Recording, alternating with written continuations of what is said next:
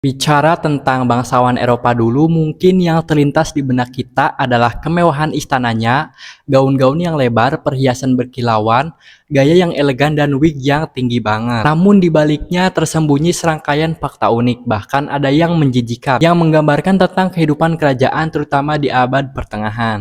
Oke, mari kita bahas. Salah satu fakta yang paling mengejutkan tentang kaum bangsawan di masa lalu adalah standar kebersihan pribadi mereka yang sangat rendah. Bagi banyak bangsawan Eropa, mandi dalam artian membersihkan seluruh tubuh seringkali dianggap sebagai hal yang tabu dan bahkan berbahaya.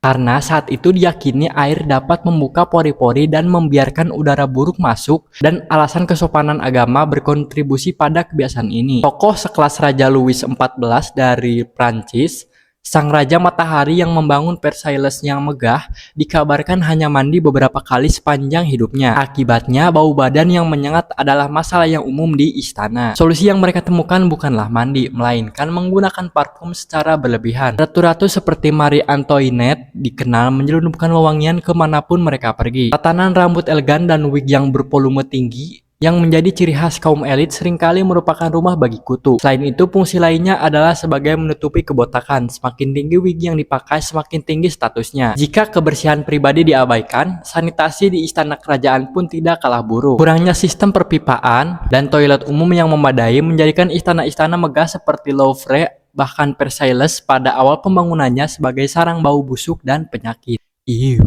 Spot bertebaran di mana-mana dan para tamu atau bahkan bangsawan seringkali buang air sembarangan di lorong atau di tangga istana karena tidak mau repot mencari tempat yang seharusnya. Untuk mengatasi bau busuk yang tak tertahankan, istana akan dipenuhi dengan bunga dan tanaman harum. Sebuah upaya yang seringkali sia-sia, bahkan demi menjaga kebersihan penguasa atau setidaknya meminimalkan kotoran di area umum, ada jabatan-jabatan aneh yang muncul. Salah satu jabatan yang paling unik yang sangat bergengsi di istana adalah Tudor Inggris, yaitu Groom of Stool.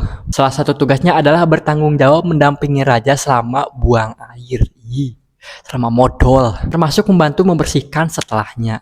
Posisi ini memberikan kedekatan dan keakraban yang luar biasa dengan raja, menjadikannya sebagai salah satu yang paling berpengaruh di istana. Selain urusan modal, privasi adalah kemewahan yang hampir tidak dimiliki bangsawan tingkat atas. Raja dan ratu jarang ditinggal sendirian, bahkan di kamar tidur. Beberapa pelayan akan tidur di ruangan yang sama. Di kerajaan Eropa modern, meski standar kebersihan sudah berubah drastis, monarki Eropa yang masih bertahan hingga kini tetap mempertahankan serangkaian etiket dan tradisi yang cukup unik. Misalnya etiket sentuhan. Di banyak monarki, terutama Inggris, menyentuh anggota keluarga kerajaan secara fisik oleh masyarakat jelata dianggap tabu, kecuali oleh mereka yang berinisiatif, misalnya menjabat tangan. Namun di negara lain seperti Spanyol, bersalaman atau bahkan cium pipi sebagai sapaan adalah hal yang lebih umum. Raja tanpa mahkota. Raja Belanda secara tradisional tidak mengenakan mahkota saat dilantik. Mahkota, tongkat, dan ornamen kekuasaan lainnya hanya diletakkan di atas meja sebagai simbol, bukan dikenakan. Nama bayi rahasia. Di beberapa kerajaan seperti Denmark, nama bayi kerajaan tidak diumumkan segera setelah kelahirannya, melainkan dirahasiakan hingga upacara pembaptisan, menjadikannya momen yang sangat dinantikan publik. Aturan berpakaian ketat.